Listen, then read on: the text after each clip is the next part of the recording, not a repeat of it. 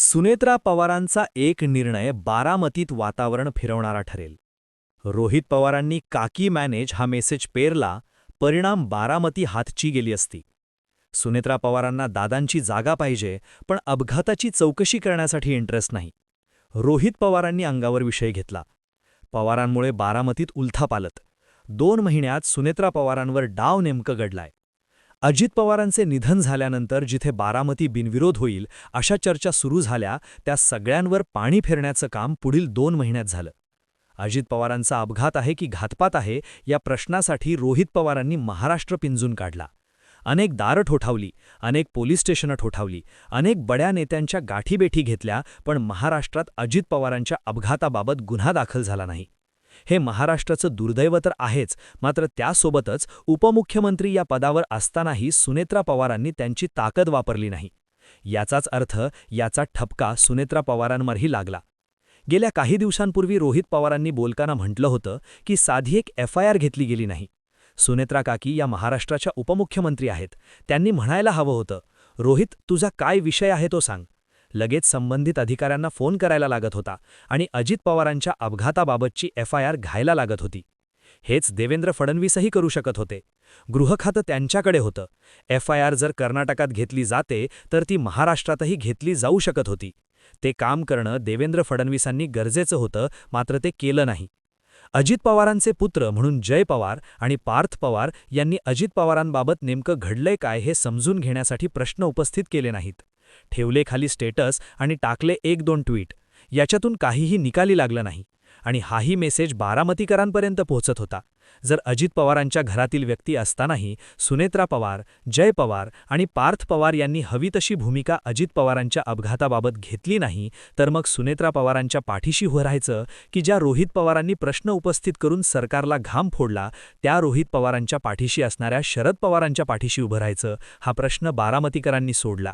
आणि याचेच फलित म्हणून आज सकाळी बारामतीच्या अनेक ठिकाणी जे आहेत काही पोस्टर होते, त्या पोस्टरांवर लिहिलेलं होतं की आमच्यासाठी अजित पवार हे नावच पुरेसं, दादा हे नावच पुरेसं आहे, पटेल आणि तटकऱ्यांची आम्हाला गरज नाही.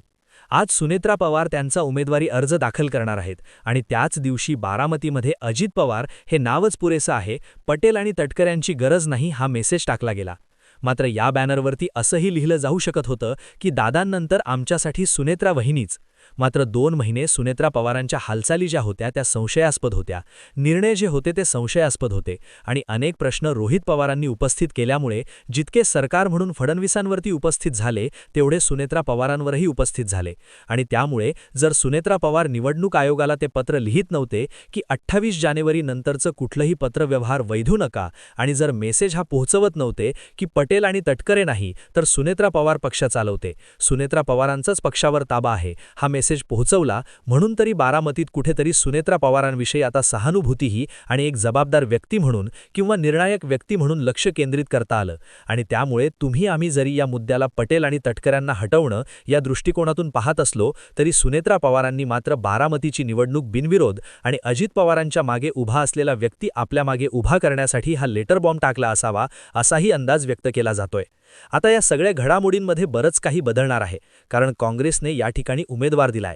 काँग्रेसची अट एकच आहे, जर मी उमेदवारी अर्ज मागे घ्यावा असं वाटत असेल तर अजित पवारांचा घातपात की अपघात या संबंधीतील गुन्हा हा महाराष्ट्रामध्ये नोंद झाला पाहिजे. ही केलेली एकच मागणी जी आहे ती सरकारला रात्रीची झोप त्यांची उडवण्यासाठी पुरेशी आहे. कारण ज्या दादांचा अपघात की घातपात झालाय या संबंधीची कुठल्याही प्रकारची FIR महाराष्ट्रात घेतली जात नाही, त्या दादांसाठीची निवडणूक तुम्ही बिनविरोध करा, हा मेसेज मात्र पुरेसा ठरू शकत नाहीये. या सगळ्या घडामोडींमध्ये बातम्याही याही समोर आल्यात की आता शरद पवार सुनेत्रा पवारांच्या बाजूने मैदानात उतरणार आहेत. पण मी म्हणते की सध्याच्या घडीला बारामतीमध्ये जे 2 टप्पी भूमिका किंवा 2 टप्पी लोकांची भूमिका जी समोर आलेली आहे, त्या भूमिकेमागचं कारण म्हणजे 2 महिन्यात रोहित पवारांनी उपस्थित केलेले प्रश्न. रोहित पवारांना सरकारमध्ये असतानाही सुनेत्रा पवारांनी महत्त्व दिलं नाही, त्यांच्या प्रश्नांना सिरियसली घेतलं नाही. जय आणि पार्थ पवारांना तर त्यांची खासदारकी मिळाली. जय पवारांना पत्रकार परिषद घ्यायची होती, त्यात बोलू दिलं गेलं नाही.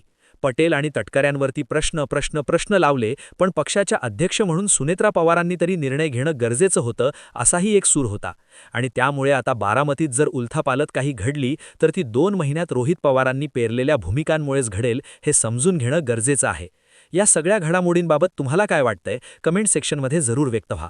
अजित पवारांबाबतची FIR किंवा गुन्हा दाखल व्हावा यासाठी सुनेत्रा पवारांनी कुठली भूमिका निभावली, ज्या बेसवरती सुनेत्रा पवारांना बिनविरोध करायचा, असा प्रश्न जो